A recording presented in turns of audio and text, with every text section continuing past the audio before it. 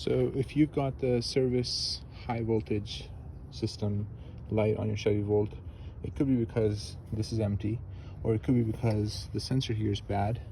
In my case, it's empty, so I'm gonna diagnose where that's coming from. It's more than likely this battery radiator that's in the front of the car. You can see it right there, and rocks and debris can hit it. Or it could be some of the hoses or something else in the cooling system that's leaking. But I'm going to cover how to get to that radiator because I think that's the issue. So first things first, what we'll start with is removing this front shroud right here. There's some clips that you can get off, and you just get under them with a screwdriver, you pop them up, and you get the clip out of the way. Essentially, our goal is to take the whole bumper off. So once you get that cover off, you got a couple more clips, and then you got these I think they're T15 or T20 bolts holding these on, so get those off. Once you have these off, just be careful with this windshield. It can actually pop off, and it's got a gasket on the other end that it pops into, but you can set it aside as well. So this is all loose now, so we're going to go on the bottom now.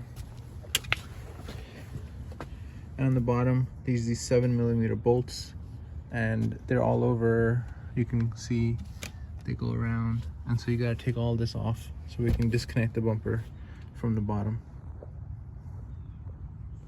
Once you have all the bottom bolts off, you come along the wheel well here, and there's like 4 bolts right here, and then 4 bolts on the other side. So you can see these are Torx.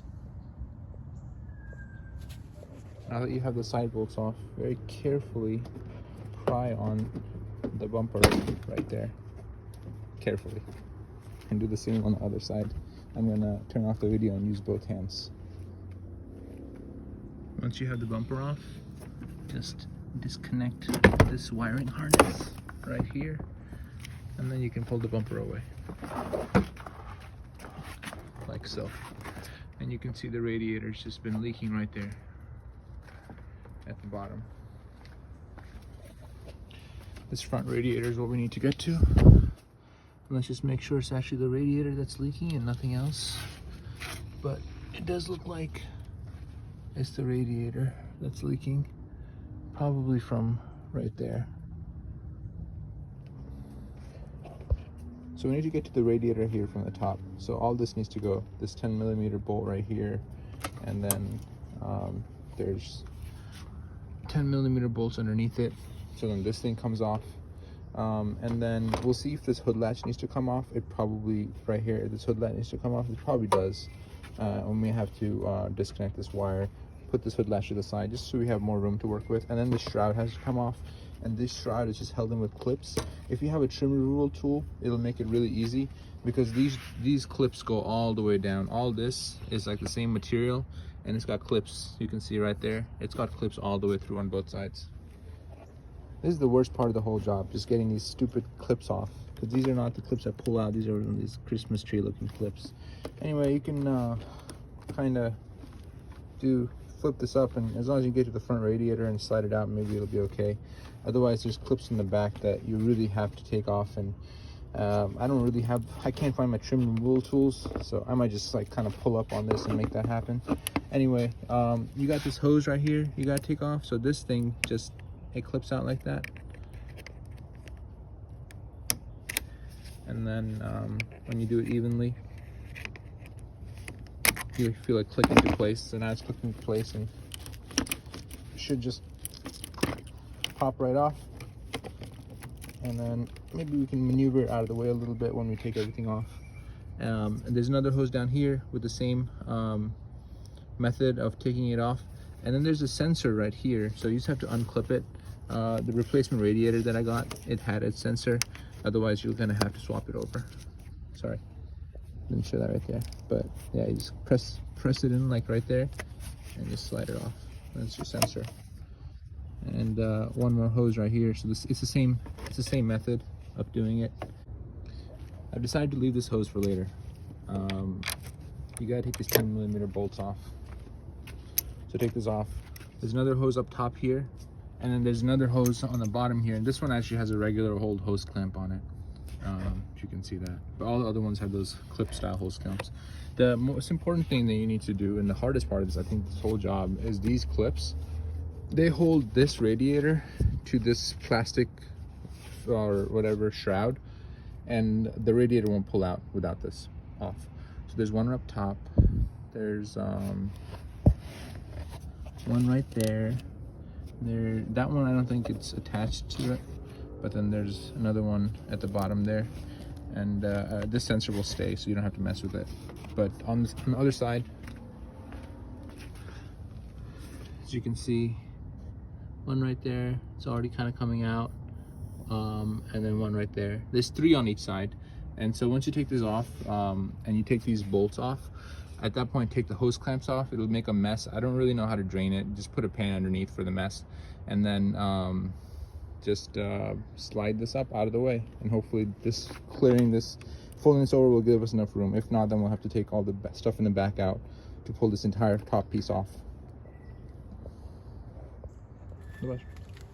Okay, so hoses are all off. I'm gonna bend this back, pull this out.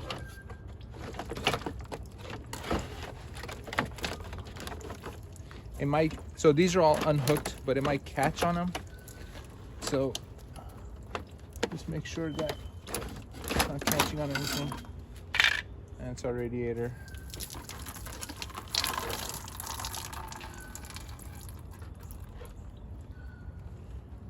That's it. Okay, so here's our new radiator.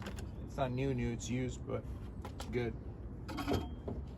Gonna carefully slide this in without damaging anything.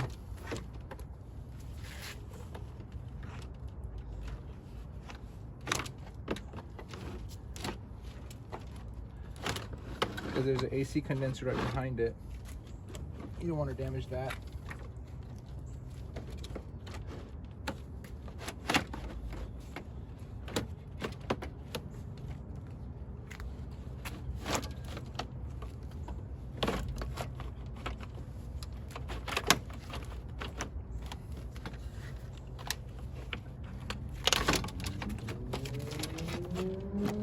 Nothing special about this, just kind of the clips and stuff that you took out, just obstacles in the way. And then on the bottom here, it'll be easier to show you on this side. All the way down here, you can see that this little clip on the radiator, it sits into this groove right here. So if you can see that, this groove right here, it sits in right there, but it's not coming down, so there's something else that's holding us up. We'll see what that is on the other side maybe.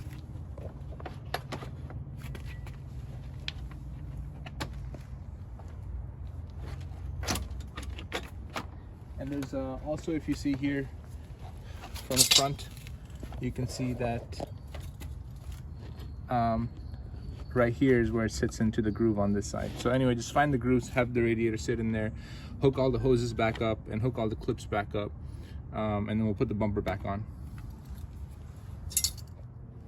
Okay, so I decided to put the bolts on. That way the hoses can go on easier because they won't be restricted. Like, you can actually push it in place. There's a sensor right here that we took off earlier. Put that sensor back on. This hose back on, and then I just took this clip off because this hose wasn't coming off very easy for me. So once you have it on tight, I'm gonna put the clip back on, and I already put the hoses back on the other side. And then after that, you know, you can start putting these clips all the way around the side back in, and once those are on, we'll put the bumper back on. Oh yeah, don't forget, I took this off. I don't know if I needed to. I think I probably did because this thing was way too long, but put this back on. Hook the sensor back up. I took the sensor off, and then the bar bracket that goes on here too. The only thing you gotta watch out for the final alignment is, you see where it's like where it's still like light colored. Make sure you line that up, otherwise the hood alignment might be off, or the hood latch alignment might be off. You might have to adjust this like left or right or up or down to make sure the hood latches properly. If you pull this out, this is a good time to stick it back in. And then we're gonna put the bumper back on. And I think I'll start with bolting up the top, and then I'll do the bottom because it's easier for me that way. When you're putting the bumper back on, don't forget, before you clip it down totally, to connect this piece back up to this piece. I've got the bumper kind of just lined up like this. Now you want to be very careful with these because these will break. So see, it's really hard to do this one-handed, but these will break. So just make sure that you put this on carefully and you don't bend any of the pins or the clips that are on here. So I went ahead and I bolted up these bolts as well. And looks like my camera's a little dirty. But I had a tough time with this one. It looks like the bolt wouldn't go through, so I put these clips back on it. And it's out a little bit. So I feel like these clips on these bumpers, they get damaged very easily. I have a tough time with them pretty much on all cars. So be careful with this one, because mine's sticking out a little bit. On this end, it's just flush. But again, the top bolt wouldn't go through this. It seemed like there was nothing for it to screw into, so I put one of those Christmas tree looking things on it. I put this top cover on. I'm gonna put this cover on. I don't think I really need to show you guys bolting up the bottom bolts, but they were all the 7mm that went along the front here. So I'll put those back on, and then I'll show you how to fill this system back up. This requires a vacuum filling system to do this properly. Yeah, you could top it up very slowly, but that's not the right way to do it. So I'll show you what that is like. All right, this is how you vacuum fill it. This is a cheap Harbor Freight vacuum fill system. It's not the exact GM model. You have to hold your finger over this end, otherwise it won't create a seal. Even though this is a universal adapter, so it's not creating the perfect seal, it's still holding somewhat of a vacuum. So I hooked up my air hose right there. I turned it on, let it build up a good vacuum, and now I'm going to put the other end into this Dex Cool 50/50 pre-mixed coolant and let it suck in there. So I'll let somebody else hold the camera and you'll see. I'm going to put this in here. It fits. I may have to transfer this coolant to a different bottle so this will fit inside, because it doesn't look like this is going to fit. Yeah, that's not going to fit.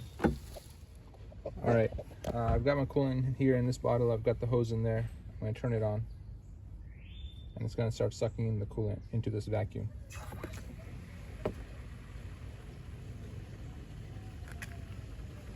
And it's going. And when it's full, we'll no longer have a vacuum in the system. And this way, we don't get any air bubbles in the system.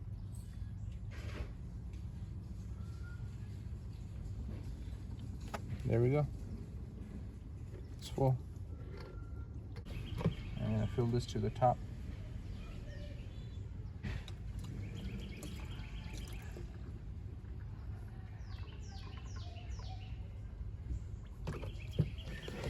That's it. Our coolant's filled, and there's no air bubbles in the system because we vacuum filled it.